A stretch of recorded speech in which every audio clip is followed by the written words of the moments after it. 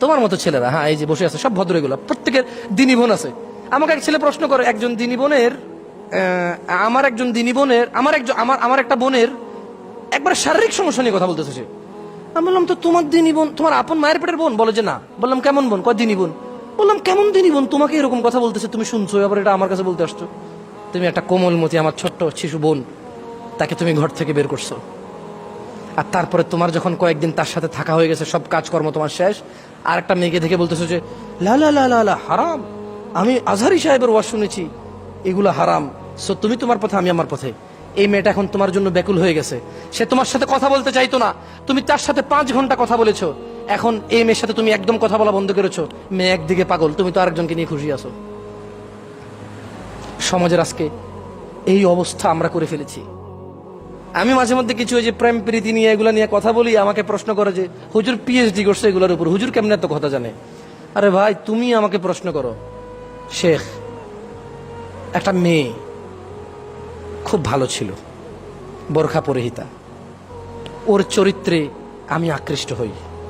চতুর্দিকে এত বেপরদা মেয়ে, এত খারাপ আজে বাজে মেয়ে, একটাই মাত্র আমার স্কুলে মেয়ে ছিল যে বোরখা পরে আসতো।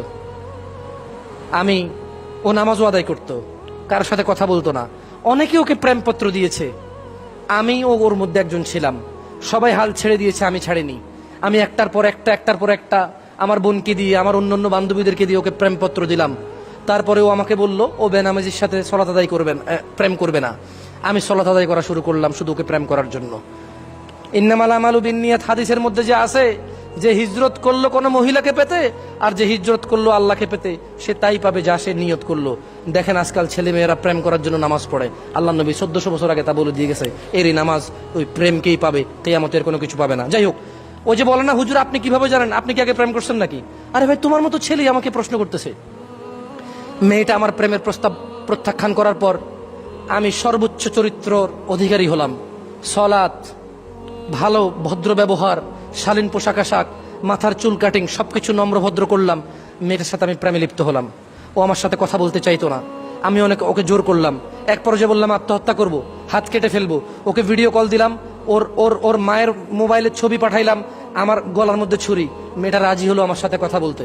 খুব ভালো ভদ্র মেয়ে ছিল, আমি তার প্রতি আকৃষ্ট ছিলাম তার এই ভদ্রতার নম্রতা দেখে।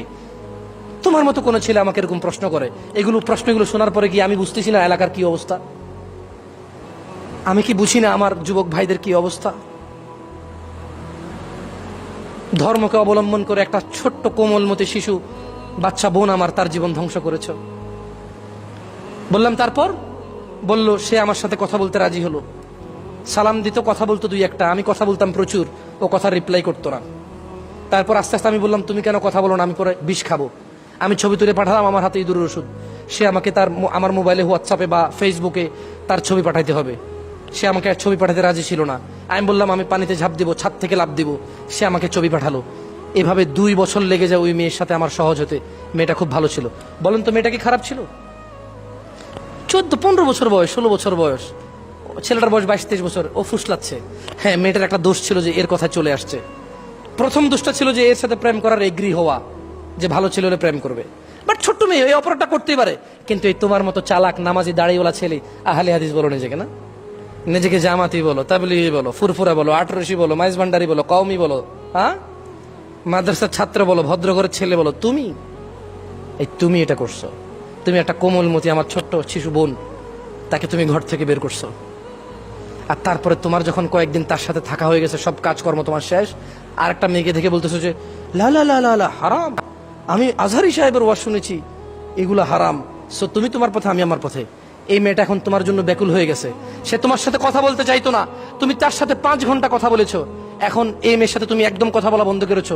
মেয়ে একদিকে পাগল, তুমি তো আরেকজনকে নিয়ে খুশি আছো। সমাজের আজকে এই অবস্থা আমরা করে ফেলেছি। তোমার মতো ছেলেরা, হ্যাঁ এই যে বসে আছে সব ভদ্র, এগুলো প্রত্যেকের দিনী বোন আছে। আমাকে এক ছেলে প্রশ্ন করে, জামশেদ ভাই, ও আমাকে শেখ বলেছে, আমি যেহেতু শেখ না তাই আমি শেখকে ভাইতে রূপান্তরিত করলাম। ওকে বলে যে জামশেদ ভাই একটা প্রশ্ন ছিল খুব জটিল। বললাম বলেন। আমি জটিল প্রশ্নের অ্যান্সার করি না, আমি মুফতি না। বলে যে একজন দিনী বোনের আমার একটা বোনের একবার শারীরিক সমস্যা নিয়ে কথা বলতেছে সে। আমি বললাম তো তোমার দিনী বোন, তোমার আপন মায়ের পেটের বোন? বলে যে না। বললাম কেমন বোন? কয় দিনী বোন।